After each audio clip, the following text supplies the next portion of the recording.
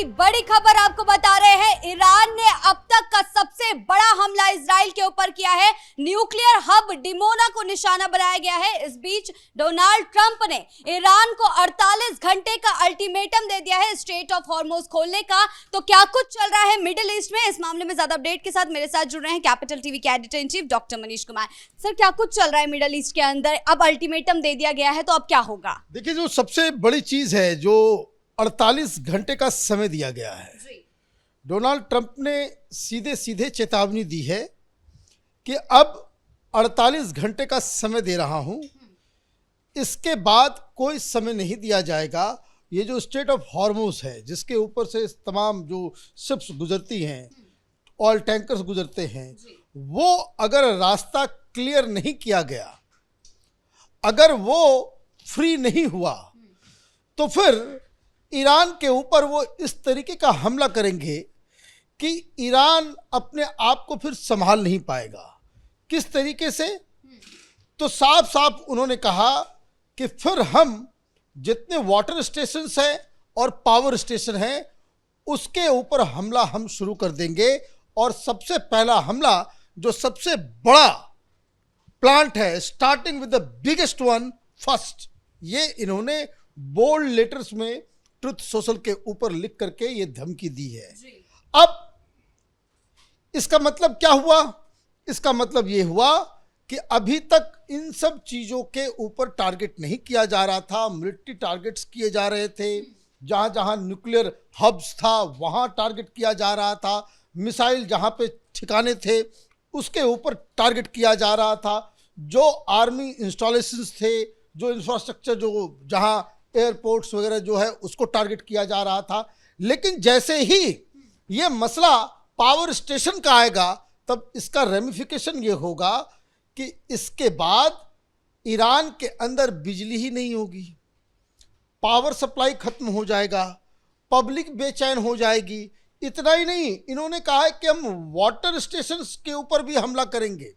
Water station का मतलब आप ये समझिए क्या है कि ईरान के अंदर पानी की बहुत कमी है, तो वहां समुंदर के पानी में, वो पानी तो बड़ा सलाइन होता है, उसमें तो नमक होता है, तो डिसैलिनेशन का जो प्रोसेस है, उसके लिए हर जगह इस तरह के प्लांट्स बनाए हुए हैं जो समुंदर के पानी को, खारा पानी को, वो पीने और इस्तेमाल के योग्य जो है वो बनाता है। तो ये जो वाटर स्टेशंस हैं उसको टारगेट किया जाएगा। तो ये तो हाहाकार मचाने वाला एक ऐलान डोनाल्ड ट्रंप ने कर दिया। लेकिन ईरान भी घुटने टेकने को तैयार नहीं है, जवाबी धमकी दी है। देखिए, ईरान के पास कोई ऑप्शन नहीं है। ईरान के पास ऑप्शन इसलिए नहीं है क्योंकि दोनों ही साइड को जीत चाहिए। डोनाल्ड ट्रंप को अपनी कुर्सी बचाने के लिए जीत चाहिए, क्योंकि वहां नवंबर में मिड टर्म इलेक्शंस होने जा रहे हैं। यही हाल रहा, अगर आप ईरान वॉर जीतते नहीं हैं तो इसका मतलब ये हो जाएगा कि आप मिड टर्म्स में जो चुनाव हो रहे हैं आप हार जाएंगे, और दोनों ही हाउस में, अपर हाउस और लोअर हाउस, सीनेट और लोअर हाउस के अंदर आप जो हैं माइनॉरिटी में आ जाएंगे। मतलब आप प्रेसिडेंट तो बने रहेंगे, लेकिन फिर कांग्रेस के अंदर, सीनेट के अंदर आप कोई भी कानून को पास नहीं करवा पाएंगे। He will become a lame duck president. तो ये जो मसला है, इसलिए इंपॉर्टेंट है उनको जीतना। अब ईरान ने क्या किया? ईरान ने आज एक बड़ा हमला किया। अब हमला तो आपने कर दिया। यह हमला कहाँ हुआ है? यह हमला हुआ है, उसको कहते हैं लिटिल इंडिया। जिस जगह पे हमला हुआ है वहां आप हर जगह हिंदुस्तानी मिलेंगे, लेकिन साथ ही साथ वहां न्यूक्लियर स्टेशन भी है, वहां न्यूक्लियर प्लांट भी है। लेकिन जो जानकारी आ रही है, जिस तरह का हमला ईरान ने किया वो रिहायशी इलाके में किया गया। हालांकि ईरान की तरफ से ये दावा किया गया कि 200 लोग मारे गए और कई लोग, सैकड़ों लोग जो है वो घायल हैं।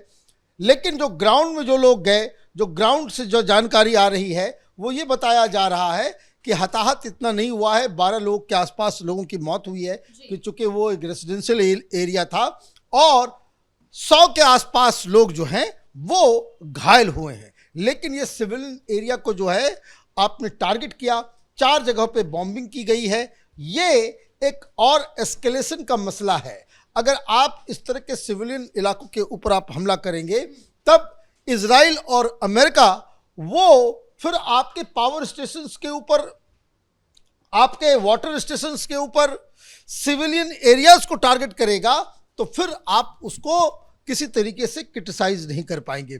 तो ये आज जो मसला जो चल रहा है, ये बड़ी डेवलपमेंट है। लेकिन एक और बड़ा डेवलपमेंट आया है। ये बड़ा डेवलपमेंट ये है कि कल G7 के तमाम लीडर्स की बैठक हुई और उस बैठक में ये तय हुआ, ईरान से ये कहा गया कि अब आप जो निशाना बना रहे हो वेसल्स के ऊपर, जहाज़ों के ऊपर, स्ट्रेट ऑफ हॉर्मुज के अंदर, उसको इमीडिएटली आप रोको। पहले क्या हुआ था, जब डोनाल्ड ट्रंप ने कहा कि भाई नाटो के लोग जो हैं, देश जो है वो बाकायदा वो कायर हैं, वो सपोर्ट नहीं कर रहे हैं, तो ये सब तो नाटो के ही पार्ट हैं।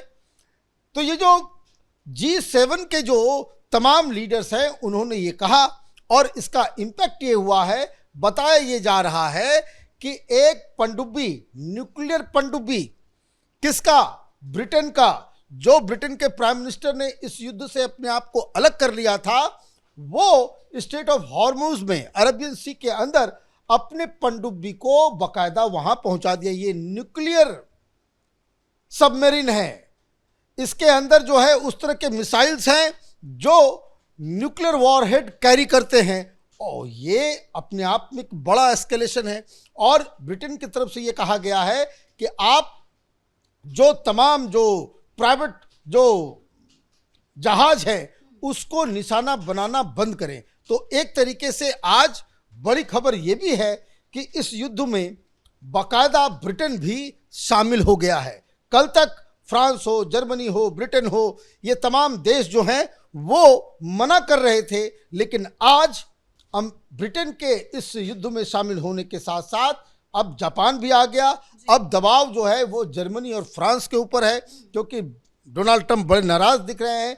और G7 के मीटिंग में उसमें मैक्रोन भी मौजूद थे, उसमें जर्मनी के भी चांसलर मौजूद थी। वो सारे लोग अब यही कह रहे हैं कि अब ईरान के ऊपर जो है हमें कोई फाइनल अटैक करना पड़ेगा।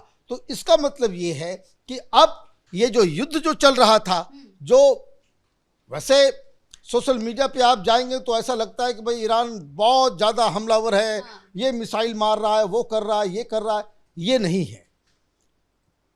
नुकसान ईरान का ज़्यादा हो रहा है। और इजराइल में आप ये देखिए कि जो 4-5 जो मिसाइल्स मारे गए, उसमें से 1-2 ही वो वहाँ पहुँच सका। तो इसलिए सऊदी अरब के अंदर भी जो आज खबर आई कि 4 हाइपरसोनिक मिसाइल दागे गए, एक वो किसी सुनसान इलाके पे गया, 3 को सऊदी अरब ने इंटरसेप्ट कर लिया। मतलब ये कि सऊदी अरब हो, UAE हो, जो मिडिल ईस्ट के अंदर जो तमाम मुस्लिम देश, खास करके सुन्नी देश, जो ईरान के खिलाफ यलगार कर रहे हैं, लड़ने को तैयार हैं, वहाँ भी ये मसला शांत नहीं हो रहा, नंबर 1। और नंबर 2 कहानी ये है कि अब डोनाल्ड ट्रंप ने 48 घंटे का समय दिया। अब जब 48 घंटे का समय दिया तो ईरान की तरफ से ये कहा गया है कि हम इसको सरेंडर नहीं करेंगे। ईरान के साथ दिक्कत ये है कि ईरान शुरू से कह रहा है कि भाई जो बातचीत भी होगी, जो कॉम्प्रोमाइज़ भी होगा, उसमें हमें 3 चीज़ें चाहिए। इस युद्ध को रोकने के लिए 3 चीज़ें चाहिए। नंबर 1 कि वो ये कह रहे हैं कि हमारा जो नुकसान हुआ है उसकी भरपाई करें, उसके लिए पैसे दें। डोनाल्ड ट्रंप ने साफ कहा कि नॉन स्टार्टर है, ये पॉसिबल ही नहीं है कि युद्ध हुआ है, आपका कुछ नुकसान हुआ है, उसको हम ये कर दें। नंबर 2, आप ये कह रहे हो कि हमारे ऊपर कोई फर्दर आगे कोई हमला नहीं हो, ये जो है इसको इसका एश्योरेंस चाहिए, ये एश्योरेंस नहीं दिया जा सकता। और नंबर 3 कि हमारे ऊपर ये जो प्रतिबंध लगाए जा रहे हैं मिसाइल को लेकर के, हमारे डिफेंस को लेकर के, सत्ता परिवर्तन को लेकर के, इसके अंदर कोई भी परिवर्तन पॉसिबल ना हो, ये एश्योरेंस चाहिए। लेकिन अमेरिका की तरफ से ये कहा जा रहा है कि 4 चीज़ें आपको करना होगा, तब ये युद्ध रुकेगा। नंबर 1 कि आप अपने मिसाइल प्रोग्राम को बिल्कुल ख़त्म कीजिए, प्रॉपर इंस्पेक्शन होगा, आप ज़्यादा से ज़्यादा 300 किलोमीटर के रेंज का ही मिसाइल आप रख सकते हैं और उसकी संख्या 1000 से ज़्यादा क्रॉस नहीं होनी चाहिए। टोटल ये जो आपके जितने भी न्यूक्लियर इनरिचमेंट सेंटर हैं ये सब बंद होंगे और इंटरनेशनल निगरानी के अंदर ये सब कुछ बंद होगा। तो ये आप ये समझिए कि ये तो ईरान मानेगा नहीं, तो कॉम्प्रोमाइज़ का रास्ता वो बंद हो गया है और 48 घंटे का अल्टीमेटम दिया गया है। इसका मतलब ये है कि 48 घंटे में कोई बहुत बड़ा जिसको कह सकते हैं युद्ध जो है उसकी अगले फेज की शुरुआत हो सकती है। जी सर, बहुत बहुत धन्यवाद आपका इन तमाम जानकारियों के लिए। तो कुल मिलाकर ईरान, इजराइल और अमेरिका के बीच की जंग लगातार बढ़ती जा रही है। ईरान घुटने टेकने को तैयार नहीं है। इस बीच ट्रंप के 48 घंटे के अल्टीमेटम का कितना असर ईरान पर पड़ता है ये देखने वाली बात होगी। बड़ी खबर में फिलहाल मेरे साथ इतना ही। कैमरा पर्सन अशोक भारद्वाज के साथ मैं शिवानी रतूड़ी, कैपिटल टीवी।